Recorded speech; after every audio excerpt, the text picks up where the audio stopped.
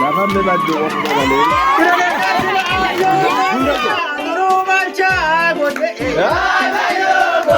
Waan gammadaan lallabuu beektaa gallee gammadu jirra bunni habeera itti yaana.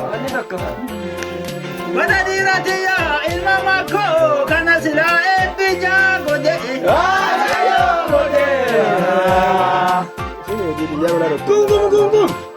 Dhiiraatiya gaaraa daka qote tola maatii afaan riimoon deensi nyaa godhe.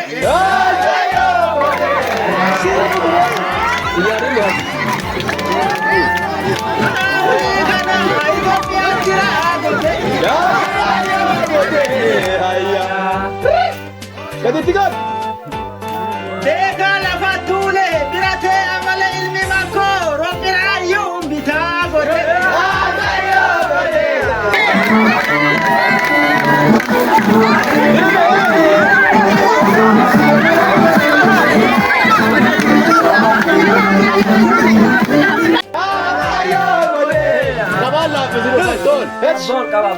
Eega daraartuu golmaasaa seene sinaa golmaasaanii kormaa godhe. Maan jenne lafa matu jirra kula lama an jenne jabaan kooti gurba. Yaada kiyya iseellee utti godhe.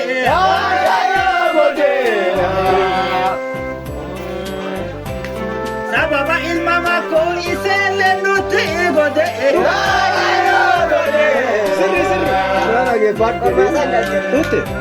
Argia. Maayisa qofa katamaa dhufu. Badadaaba yoomichee godhe. Ifi jallaa moti ilmi makkoo lafa tanaa cichee godhe.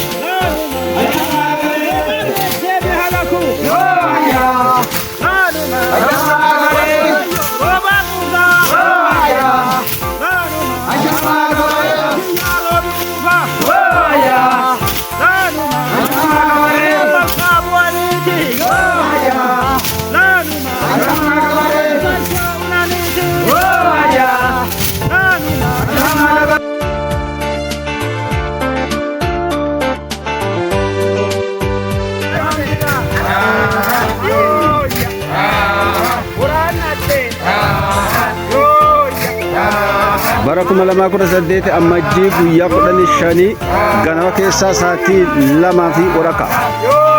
Qonnaan bultooti kun waddee kana sindee yookiin qamadii calleessu jirani seenaa yookiin weelluu adda ta'e ajaa'iba jedhamtu sana baasaa hawwa jiranii dhaggeeffattootaaf daawwattooti keenya nu dhaggeeffadhaa nu daawwadha.